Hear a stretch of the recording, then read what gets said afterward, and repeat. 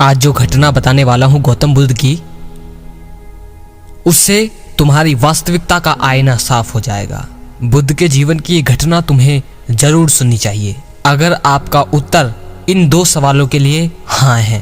पहला प्रश्न, क्या आपके ना चाहते हुए भी आपके मन में सामने वाले व्यक्ति के लिए अश्लील विचार पैदा होते हैं? अब सामने वाला व्यक्ति कोई स्त्री भी हो सकती है और कोई पुरुष भी।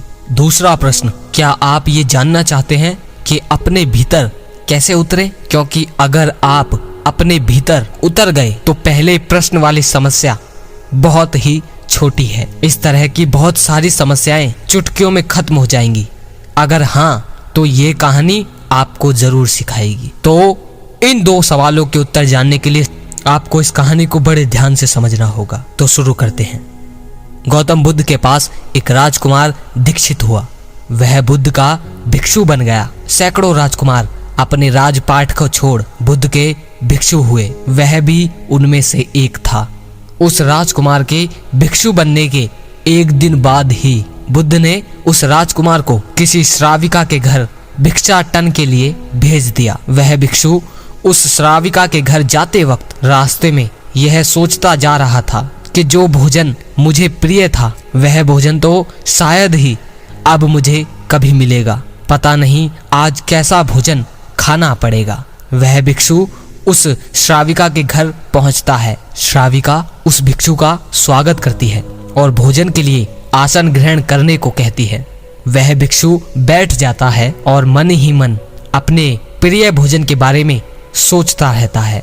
श्राविका रसोई घर में जाती है और उस भिक्षु के लिए भोजन पकाती है। कुछ समय बाद जब वह श्राविका भोजन पकाकर उस भिक्षु को परोसती है तो वह भिक्षु भोजन को देखकर दंग रह जाता है, क्योंकि श्राविका ने वही भोजन पकाया था जो उस भिक्षु का प्रीतिकर था, जिसकी वह कल्पना कर रहा था। वह भिक्षु बहुत खुश होकर उस भोजन को ग्रहण करता है।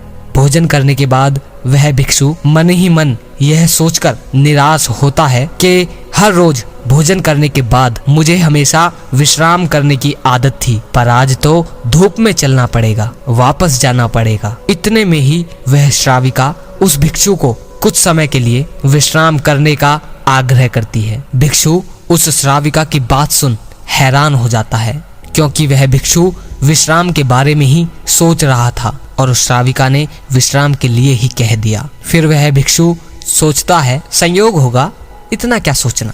वह भिक्षु लेटकर विश्राम करने लगता है।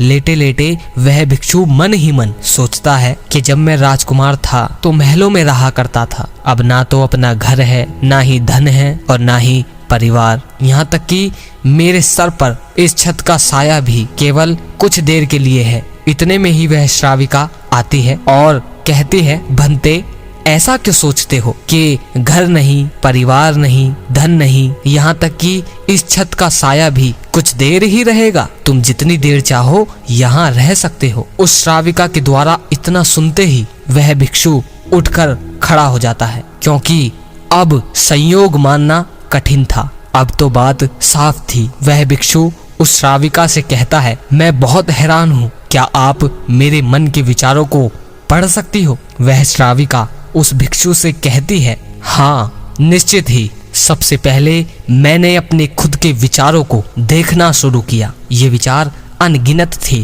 पर मैंने अपना पूरा ध्यान इन विचारों पर केंद्रित किया और ये विचार धीरे धीरे कम होते चले गए, क्योंकि मैं ना तो किसी विचार के पक्ष में होती थी और ना ही विपक्ष में। इसीलिए मैं इन्हें देख पा रही थी और यही कारण है इन विचारों की संख्या कम होती चली गई। और फिर एक समय ऐसा आ गया कि विचार बिल्कुल विलीन हो गए, सब कुछ एकदम स्थिर हो गया। तब से मेरे भीतर व्यर्थ के विचार चलते ही नहीं, इसीलिए दूसरों के विचार पढ़ लेती हूँ।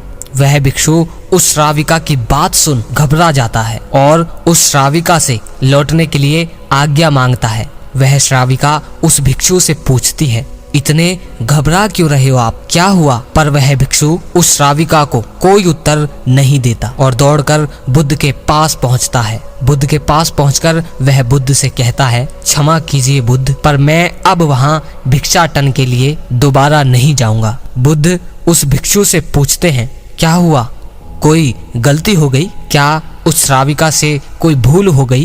वह भिक्षु बुद्ध से कहता है, नहीं, कोई गलती नहीं हुई, वहां मेरा बहुत आदर सम्मान हुआ। लेकिन वह युवती दूसरों के मन के विचारों को पढ़ लेती है और यह तो बहुत खतरनाक बात है, क्योंकि वह स्त्री बहुत सुंदर थी, इसलिए उसे देखकर मेरे मन में तो काम वासना भी उठी थी, तरह तरह के विकार भी उठे थे। उस स्त्री ने तो वे सब भी पढ़ लिए होंगे। भला वह स्त्री मेरे बारे में क्या क्या सोच रही होगी। अब मैं उस स्त्री के सामने भला दोबारा कैसे जा सकूंगा, उसे अपना चेहरा कैसे दिखा सकूंगा। अब मैंने तय कर लिया है, मैं वहां दोबारा नहीं जाऊंगा। बुद्ध कृपा कर आप मुझे क्षमा कर दें। बुद्ध कहते हैं, वहीं जाना पड़ेगा।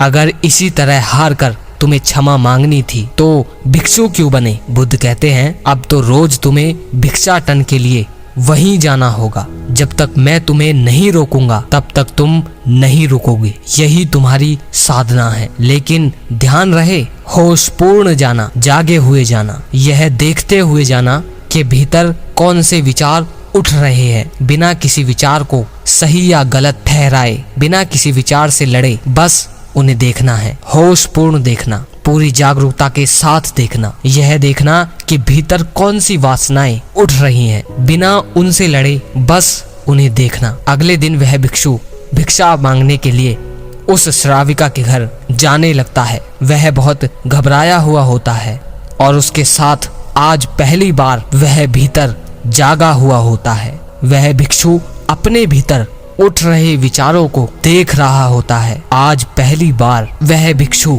रास्ते पर जागा हुआ चल रहा है। रास्ते में आने वाला हर एक पेड़ पौधा, हर एक कंकड़ पत्थर उसकी नजरों से गुजर रहे होते हैं। जैसे जैसे उस श्राविका का घर करीब आ रहा होता है, उस भिक्षु का होश बढ़ रहा होता है। भीतर जैसे कोई दिया जल रहा हो, सब कुछ साफ साफ दिखाई देने लगा था। जैसे ही वह भिक्षु उस स्त्री के द्वार पर पहुंचा, एकदम एक सन्नाटा सा छा गया। सब कुछ स्थिर हो गया, सब कुछ शांत हो गया। मन में कोई विचार ना था, कोई वासना ना थी। होश पूर्ण रूप से जागरूक हो गया था। वह स्त्री आती है, दरवाजा खोलती है, उस भिक्षु का स्वागत करती है। भिक्षु भीतर भी जाता है, भोजन करने के लिए बैठता है, भोजन करता है, कुछ समय विश्राम भी करता है और फिर लौट जाता है। पिछली बार निराश, हताश, दुखी लौटा था, इस बार नाचता हुआ आता है। आकर बुद्ध के चरणों में गिर पड़ता है और कहता है, अद्भुत घटना घटी बुद्ध, जीवन रूपांतरित हो गया। बुद्ध मुस्कुराते हैं और कहते हैं, इसीलिए वहां भेजा था। अब वहां जाने की कोई जरूरत नहीं। अब तुम्हारा विवेक जाग चुका है। आंख बंद करने से स्थिति नहीं बदलती, आंख खोलकर स्थिति को देखने से स्थिति बदलती है। अगर ये बात तुम्हें समझ में आई है, गहराई से जीवन में अपनाओ। तुम्हारे ना जाने कितने सवाल इससे सुलझ गए होंगे, बस समझने वाला शख्स होना चाहिए।